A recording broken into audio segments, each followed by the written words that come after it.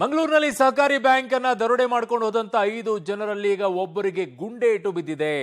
ಪೊಲೀಸರು ಈಗ ಗುಂಡೇಟನ್ನ ಕೊಟ್ಟಿದ್ದಾರೆ. ಯಾಕೆ?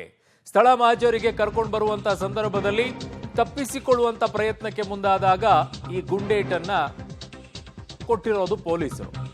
ದರೋಡೆಕೋರರ ಮೇಲೆ ಪೊಲೀಸರು ಫೈರಿಂಗ್ ಅನ್ನ ಮಾಡಿದ್ದಾರೆ. ಆರೋಪಿ ಮುಂಬೈ ಕಣ್ಣನ್ ಮಣಿಗೆ ಹಾಕಿ ಗುಂಡೇಟನ್ನ ಕೊಟ್ಟಿರೋದು. ಆರೋಪಿಗಳನ್ನ ಸ್ಥಳ ಮಹಜರಿಗೆ ಕರೆತರ್ತಾ ಇದ್ದಂತ ಸಂದರ್ಭದಲ್ಲಿ ತಪ್ಪಿಸಿಕೊಳ್ಳುವಂತ ಪ್ರಯತ್ನವನ್ನ ಮಾಡಿದಾಗ ಫೈರಿಂಗ್ ಅನ್ನ ಮಾಡಿದ್ದಾರೆ ಪೊಲೀಸರು. ಗಡಿ ಭಾಗದ ತಲಪಾಡಿಯ ಅಲಂಕಾರು ಗುಡ್ಡದಲ್ಲಿ ಈ ಘಟನೆ ನಡೆದಿರೋದು.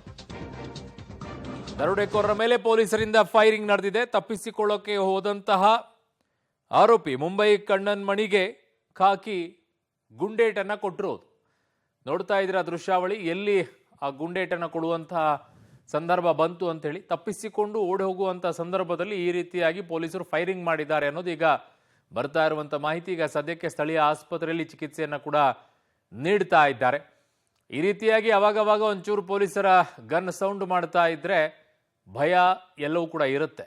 ಇಲ್ಲದೇ ಇದ್ರೆ ಪೊಲೀಸರು ಬರೀ ಗನ್ ಅನ್ನ ಆಯುಧ ಪೂಜೆಗೆ ಇಟ್ಕೊಂಡೋಗ್ಬೇಕಾಗತ್ತೆ ಅಷ್ಟೇ.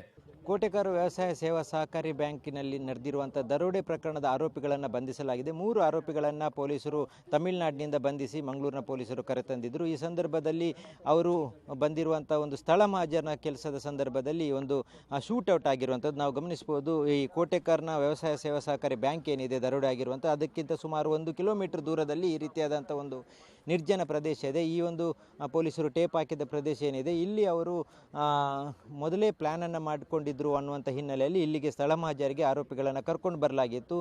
ಮುಂಬೈನ ತಿಲಕ್ ನಗರದ ನಿವಾಸಿ ಆರೋಪಿಯಾಗಿರುವಂಥ ಕಣ್ಣನ್ ಮಣಿ ಅಂತ ಯಾರಿದ್ದಾನೆ ಆತನನ್ನು ಇಲ್ಲಿಗೆ ತಂದಂಥ ಸಂದರ್ಭದಲ್ಲಿ ಆತ ಪರಾರಿಯಾಗಲಿಕ್ಕೆ ಯತ್ನಿಸಿದ್ದಾನೆ. ಹಾಗಾಗಿ ಈ ಒಂದು ನಿರ್ಜನ ಪ್ರದೇಶದಲ್ಲಿ ಆತ ಪರಾರಿಯಾಗುವಂಥ ಪ್ರಯತ್ನ ಪಟ್ಟಿದ್ದಾನೆ. ಆ ಸಂದರ್ಭದಲ್ಲಿ ಇಲ್ಲಿನ ಮಂಗಳೂರಿನ CCB ಇನ್ಸ್ಪೆಕ್ಟರ್ ಆಗಿರುವಂಥ ರಫೀಕ್ ಅವರು ನೀವು ದೃಶ್ಯದಲ್ಲಿ ಏನು ಗಮನಿಸ್ತಿದ್ದಾರೆ ಅವರು ಶೂಟನ್ನು ಮಾಡಿರುವಂಥದ್ದು. ಆತನ ಕಾಲಿಗೆ ಫೈರ್ ಮಾಡಿದ್ದಾರೆ. ಆತ ತಪ್ಪಿಸಲಿಕ್ಕೆ ಪ್ರಯತ್ನ ಪಟ್ಟ ಸಂದರ್ಭದಲ್ಲಿ ಆತನಿಗೆ ಫೈರ್ ಮಾಡಿದ್ದಾರೆ. ತಕ್ಷಣಕ್ಕೆ ಆತ ಗಾಯಗೊಂಡಿರುವಂಥ ಹಿನ್ನೆಲೆಯಲ್ಲಿ ಇಲ್ಲಿನ ಖಾಸಗಿ ದೇರ್ಲಕಟ್ಟೆಯಲ್ಲಿರುವಂಥ ಖಾಸಗಿ ಆಸ್ಪತ್ರೆಗೆ ದಾಖಲಿಸಲಾಗಿದೆ. ಯಾವುದೇ ರೀತಿಯಾದಂಥ ಪ್ರಾಣಾಪಾಯಗಳಾಗಲಿಲ್ಲ. ಆದರೆ ಅದರ ಜೊತೆಗೆ 3 ಮಂದಿ ಪೊಲೀಸರಿಗೂ ಗಾಯಗಳಾಗಿದೆ ಅನ್ನುವಂಥದ್ದನ್ನು ಈಗ ಪೊಲೀಸರ ಮಾಹಿತಿ. ಹಾಗಾಗಿ ಈ ಆರೋಪಿ ಯಾರಿದ್ದಾನೆ ಆತ ಇಲ್ಲಿ ತಪ್ಪಿಸಲಿಕ್ಕೆ ಪ್ರಯತ್ನ ಪಟ್ಟ ಸಂದರ್ಭದಲ್ಲಿ ಪೊಲೀಸರು ಆತನ ಮೇಲೆ ಗುಂಡಿನ ದಾಳಿಯನ್ನು ನಡೆಸಿದ್ದಾರೆ. ಆತನ ಕಾಲಿಗೆ ಗಾಯಗಳಾಗಿರೋದ್ರಿಂದ ಸದ್ಯಕ್ಕೆ ಆತನನ್ನು ಆಸ್ಪತ್ರೆಗೆ ದಾಖಲಿಸಲಾಗಿದೆ.